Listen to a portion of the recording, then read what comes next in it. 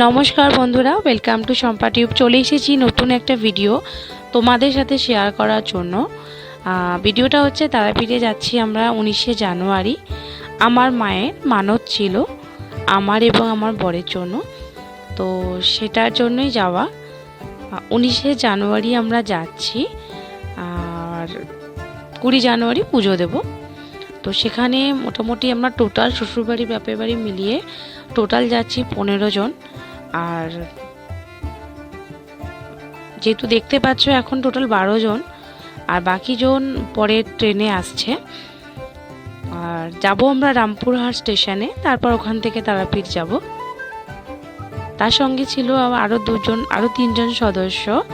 সেটা হচ্ছে আমার মায়ের গোপাল, আমার গোপাল, আর একটা যে বৌদি আছে সেই বৌদিরও গোপাল। তো 3 জনেও যাচ্ছে আমাদের সাথে তারাপীঠেই ঘুরতে।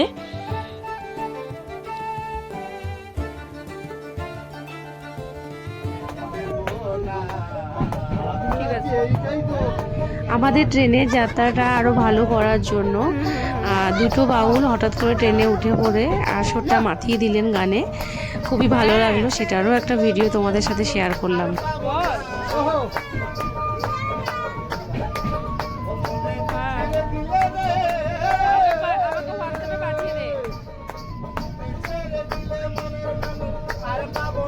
আচ্ছা, ঠিক আছে। আচ্ছা,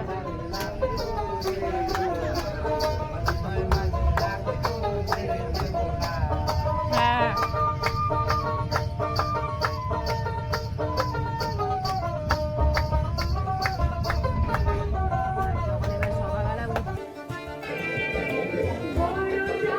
আমরা যে ওখানে যাওয়ার পর যে বিকেলবেলা যে সাইট সিনগুলো ছিল সেখানে আমরা গেছি, সেই ভিডিওগুলো দিচ্ছি। এটা হচ্ছে বামাখ্যাপার আতুর ঘর।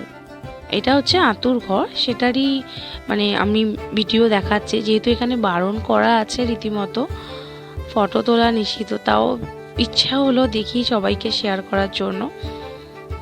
এটা বামাখ্যাপার একটা নতুন রূপ। আর এটা হচ্ছে জন্মস্থান বামাখ্যাপার। এখানেও অন্যতম ভাবে বামাখ্যাপাকে দেখা যাচ্ছে।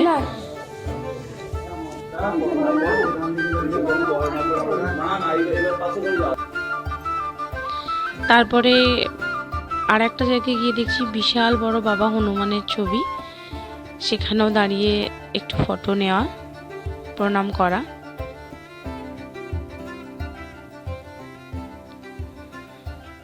তারপরে চলে গেলাম আরও একটা সাইডে, সেটা হচ্ছে লক্ষ্মীনারায়ণের একটা বড় মন্দিরে। সেখানে তার আগে এত গাছ ভর্তি, এত বড় বেগুন, তো দেখে সেটারও ভিডিও নিয়েই নিলাম। আর এই মন্দিরটা এতটাই সুন্দর, জায়গাটা এতটাই ভালো লাগছে, ফুলে ভর্তি। মন্দিরের পরিবেশ অতুলনীয়। মন্দিরে যখন প্রবেশ করব তখন ঢোকার আগে পা ধুয়ে উঠতে হবে, এমনভাবেই সিস্টেমটা করা আছে। খুব ভালো লাগলো। তত নোংরা ধুয়ে তবেই মন্দিরে প্রবেশ করা যাবে। তারপর যে বাবার মাথা থেকে জল পড়ছে, দারুণ জায়গা, দারুণ লাগলো জিনিসটা দেখে।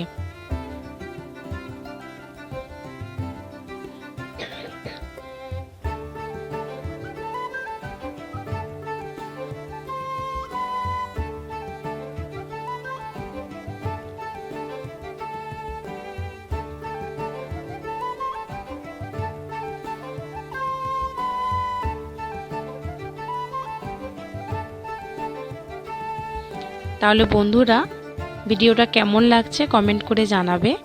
আর যদি ভালো লাগে লাইক কমেন্ট শেয়ার করবে, আর আমার চ্যানেলটাকে সাবস্ক্রাইব করে দেবে। তোমাদের এই সাবস্ক্রাইব আমাকে প্রচুর মোটিভেট করবে নতুন ভিডিও দেওয়ার জন্য।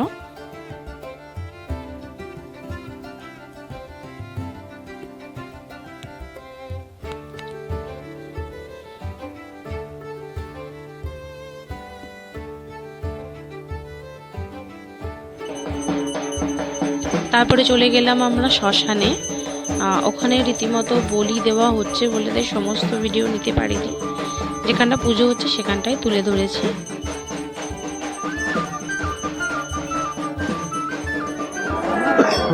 তারপরে চলে গেলাম মায়ের উদ্দেশ্যে, তারা মায়ের কাছে। এটা ছিল রাত্রিরের ছবি। এতটাই ভিড়, এত ঠান্ডা। আমরা যে সময় গেছি প্রচণ্ড কুয়াশা, বৃষ্টি রীতিমতো পড়ছে, গেছি খুব ঠান্ডা। আমরা সেদিন পুজো দিইনি, পরের দিন ভোরবেলায় পুজো দিয়েছি। ভোর 4টের সময় স্নান করে লাইনে দাঁড়িয়ে, প্রচণ্ড ঠান্ডা। তারপরে হঠাৎ করে এত কুয়াশা চলে এলো, মানে বলারই বাইরে, প্রচুর ঠান্ডা। মায়ের কাছে গেছি মানে এভাবেই মা জানাচ্ছেন যে কষ্ট করে আসছো, কষ্ট আমার কাছে আসছো, কষ্ট করতে হবে। তো সত্যিই তাই, কষ্ট করেছি, আর কষ্ট করেই মায়ের দেখা পেয়েছি। আর মায়ের কাছে মানে প্রবেশ করার আগে থেকে রীতিমতো মন্ত্র পড়া চালু হয়ে গেছে। এখানে তো মানে প্রত্যেককে ইন্ডিভিজুয়ালি করে তো পুজো হয় না, এভাবেই পুজো দেওয়া হয়। অসংখ্য মানুষের ভিড়, তো সেভাবে মন্ত্রপাঠ পড়ে পড়ে পুজো হলো। মায়ের শুধু দর্শন পাওয়ার জন্য কোনো রকমে মাকে দর্শন পেয়ে ধাক্কাকে বাইরে বেরিয়ে এলাম। সেটাতেই শান্তি। এটাই আমাদের কাছে অনেক বড় পাওয়া। সবথেকে বড় কথা, যখন পুজো দিচ্ছি তখন কিন্তু আমাদের মানে যে ব্রাহ্মণ পুজো করাচ্ছিলেন, কারোর মাথায় কিন্তু প্রথমে আমাদের সিঁদুর দেয়নি, শুধু আমার আর আমার মানে হাজব্যান্ডের মাথাতেই দিয়েছে। জানি না, এটা তো মায়েরই হয়তো কিছু চাওয়া পাওয়া ছিল। মা বুঝতে পেরেছে আমাদের দুজনের নামেই মান্যতা ছিল। তারপরে তো বাইরে বেরিয়ে আবার ব্রাহ্মণ পুজো করলেন মন্ত্র দিয়ে সবাইকে ধরে ধরে, তখন সবার মাথায় সিঁদুরের টিপ পরালো। কিন্তু তার আগেই আমাদের হঠাৎ করে দুজনের মাথাতেই মানে সিঁদুর পরিয়ে দিল, মানে টিপ পরিয়ে দিল হঠাৎ করে। তো এটা তো একটা আশ্চর্য ব্যাপার লাগলো।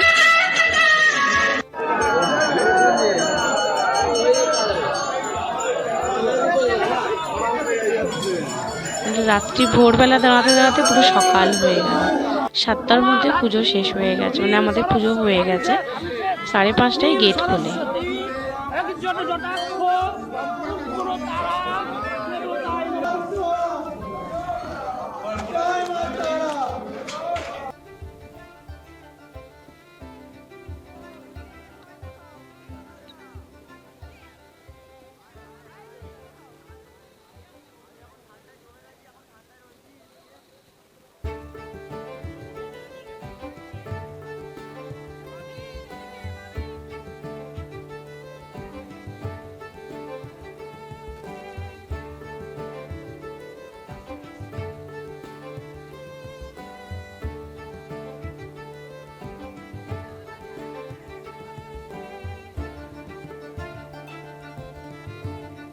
তাহলে বন্ধুরা, ভিডিওটা এখানেই শেষ করে দিলাম।